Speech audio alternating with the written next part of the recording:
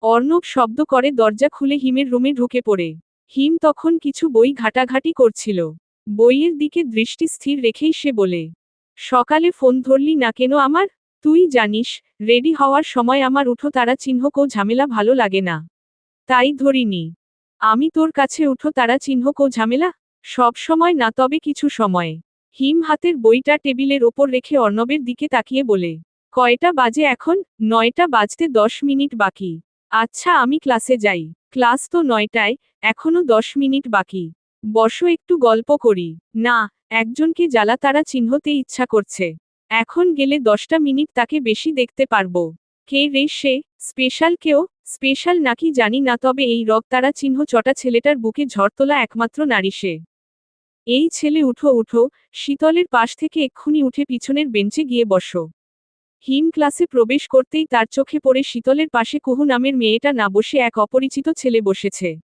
সাথে সাথেই হিমের হাত থেকে তার আনা বইটা নিচে পড়ে যায়।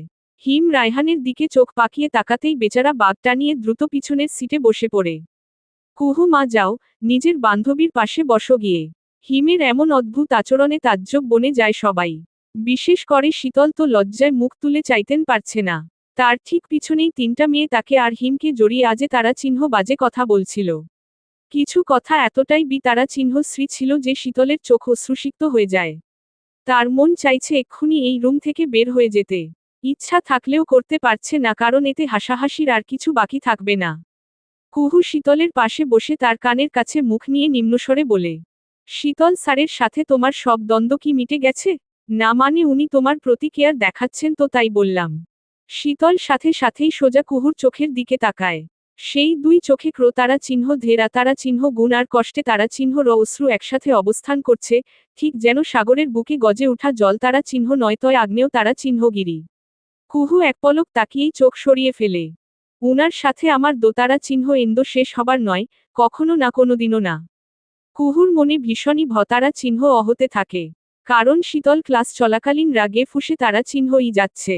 এখন হিমের একটা ভুল পদক্ষেপ তারা চিহ্ন মহাশা নয়তির সৃষ্টি করবে।